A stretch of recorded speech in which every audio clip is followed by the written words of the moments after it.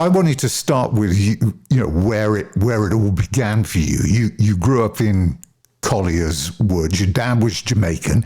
Your mum is Afro-Brazilian. Yeah. So was this a very musical house? I mean, I know your dad played the trumpet, but Correct. was there a lot of music going on?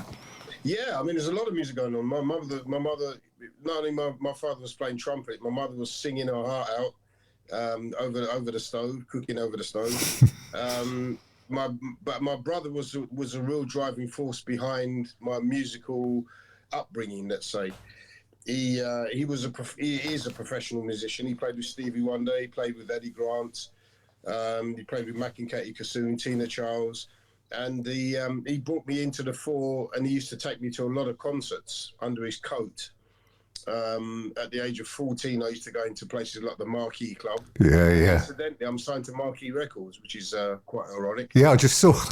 Yeah, and he took me to see bands like Steve Gibbons Band, Jess Roden Band, Snafu, and I was just like, wow, this is unbelievable. And eventually, he took me to see Sly and the Family Stone at White City Stadium, and that just blew my mind, seeing Sly and Family Stone there, seeing Edgar Winter's White Trash there, Linda's Farm, all kinds of acts were on at that time, and it was just incredible to witness that. It's incredible when you look back the 70s through to the 80s. There was an awful lot of different music around. There was reggae was big for a start. The charts had lots of diversity. You know, rock, punk, new wave of British heavy metal, and new romantics and whatever. But you were drawn to the sound of Buddy Rich and John Bonham in terms of the drums. They were your drumming inspirations. Yeah. Well, yeah, they were. I mean, Buddy Rich was my first inspiration. When I started at the age of 6, obviously I didn't know what was going on. I just took my mother's knitting needles and started to play on the sofa, and that was that was my introduction into playing drums, as it were. And then she decided to buy me a pair of drumsticks, and then what went on from there was a situation where I was looking at TV, and I saw this incredible drummer on there playing, and I thought, yeah, I want to do that, and that was Buddy Rich.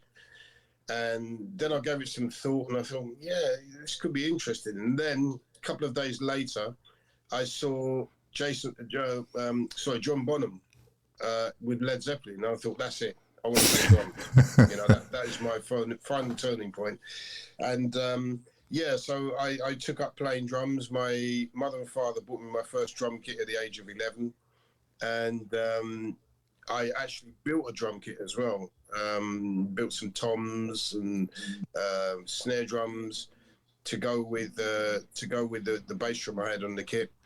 And yeah, the rest is history, as it were. What were your mates like at school? Because this type of music, I imagine it was more punk, really, wasn't it? Around then, or a bit of glam rock. I mean, this is serious.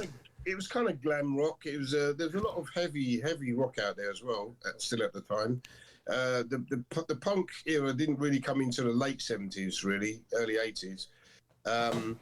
But yeah, it was there was a lot of influence, and there's also a lot of fusion bands as well about at the time, like Mahavishnu Orchestra, Yeah, yeah. Return to Forever, Weather Report, and I went to see those bands as well. My father took me to see those bands, You and had you had a few talented musicians at your school. What was it? The Rutledge Boys School in Merton. Rutledge Boys School. We had Mark Mark King there. King We had and Mark Talbot. Mike Lindup, Mike Talbot.